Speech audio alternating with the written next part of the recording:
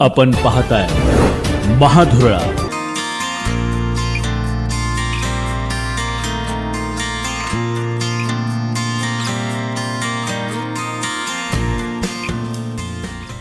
नमस्कार, महाधुरळा यूट्यूब चॅनलमध्ये मी गुरुबाळ माळे आपल्या सर्वांचं मनापासून स्वागत करतोय।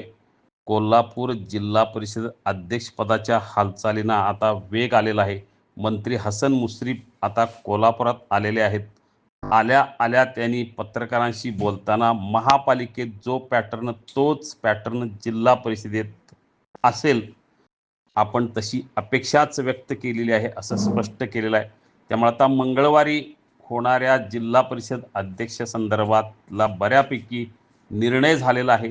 या 2-3 दिवसात नेत्यांची बैठक होईल आणि महापालिकेत जसं ज्याचे सर्वात जास्त नगरसेवक त्याचा महापौर, त्याचप्रमाणे जिल्हा परिषदेत ज्याचे सर्वात जास्त सदस्य त्याचा अध्यक्ष होणार हे जवळजवळ निश्चित झालेलं आहे। या एकूण जिल्हा परिषद अध्यक्षपद, गोकुळ निवडणूक आणि इतर काही राजकीय प्रश्नासंदर्भात मंत्री हसन मुश्रीफ नेमकं काय म्हणाले पहा।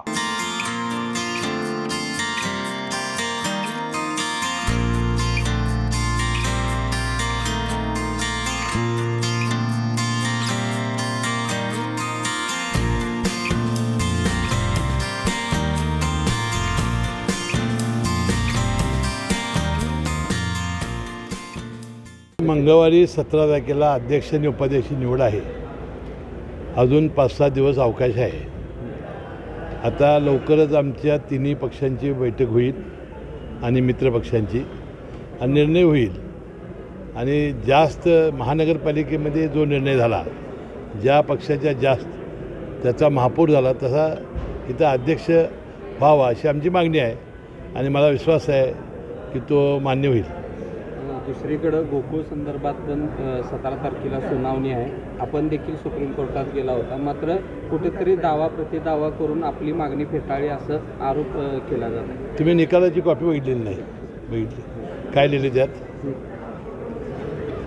निकालाची कॉपी न बघता तुम्ही पत्रकार परिषदा घेता, चुकीचं आहे ना। आता निकालाच्या कॉपीमध्ये स्पष्टपणा नाही। आता माझा जाण्याचा उद्देश काय होता की मी त्यामध्ये एक पार्टी होतो। आता त्यामध्ये जाण्यासारखे 2च घटक होते, एक गोकुळ किंवा मी। कारण सुप्रीम हायकोर्टाच्या बेंचमध्ये ज्या पद्धतीनं त्याची सुनावणी झाली त्यामध्ये बिनतारखेच्या माझ्या पत्राचा उल्लेख झालेला होता आणि मी लंपी आजारामुळं या राज्यातल्या, मी काही संस्थेची नावं घालून दिली नव्हती, राज्यातल्या दूध संस्था या 50 लिटरची अट दुधाची पूर्ण करू शकणार नाहीत आणि विनाकारण त्या अवसायाला जातील आणि शेतकऱ्यांना नुकसान होईल, म्हणून स्थगिती द्यावी अशी विनंती मी विखे पाटील दुग्ध विकास मंत्री तत्कालीन यांना केली होती। त्यांनी तात्काळ त्याला स्थगिती दिली होती। त्यांनी ऑर्डर देताना तारीख घातली नव्हती। दोघांच्याही तारखा या अनावधानं राहिलेल्या होत्या, परंतु ज्याच्या आधारे त्या सचिवांनी जो आदेश काढला जॉईंट रजिस्ट्रारला, त्याच्यामुळं ह्या ज्या संस्थेला स्थगिती मिळाली त्या जॉईंट रजिस्टरच्या पत्रावर तारखा होत्या आणि मग ह्या 1200 संस्थांचं त्यांनी अनेक माहिती दिली आहे। सगळ्यात दूध पूर्ण करणाऱ्या संस्था आहेत, फार जुन्या संस्था आहेत एक आणि ही नावं आल्यामुळं त्यांच्यावर अन्याय होणे या एका चांगल्या हेतूनं मी सर्वोच्च न्यायालयात गेलो आणि सर्वोच्च न्यायालयाचा मी आभारी आहे की त्यांनी माझ्या पिटिशनमध्ये मी अपील जे केलं होतं त्यातील सगळ्या मुद्दे या बेंचनी विचारार्थ घ्यावेत। मला आशा आहे की या सगळ्या मुद्द्यांचा हे बेंच विचारात घेईल। न्यायालयामधल्या गोष्टीवर मतप्रदर्शन करायचं नसतं आणि मला वाटतं त्या पद्धतीनं योग्य तो न्याय मिळेल। खरं तर काही वेळापूर्वी रोहित पवारांनी एक ट्विट केलेलं आहे, ज्याच्यामध्ये म्हटलं आहे की यामध्ये BSR कंपनीचे जे मालक आहेत VK सिंग यांनी सद्यस्थितीला आपल्या मर्जीतील काही अधिकाऱ्यांना हाताशी धरून जे FDR मशीन आहे ब्लॅक बॉक्समधलं, त्याचा काही भाग आहे तो एडिट करण्यासाठी खरं तर एडिट करत असल्याची माहिती जी आहे ती पुढे आलेली आहे। काय नेमकं या संदर्भात हे वाटतं? आम्ही राष्ट्रवादी काँग्रेस पक्षाचे सर्व नेतेमंडळीने, उपमुख्यमंत्री सुनेत्रा पवार यांनी, प्रफुल्लभाई पटेल, सुनील तटकरे साहेब प्रदेशाध्यक्ष, आम्ही सगळे सर्व आमदार लोक यांनी मुख्यमंत्र्यांना या अपघाताचा तपास CBIकडे सोपवावा अशी मागणी केलेली आहे. मला विश्वास आहे की आता CIDचा तपास सुरू आहे. आता DCGA जी विमान प्राधिकरण संस्था आहे ती चौकशी करते आणि लवकरात लवकर CBIला सुद्धा हा वर्ग होईल आणि दूध का दूध पाणी होईल. आणि यामध्ये कोण आमच्या सगळ्या राज्यातल्या जनतेच्या आणि देशातल्या जनतेच्या मनामध्ये या शंका आहेत त्या शंकेचं निरसन होईल.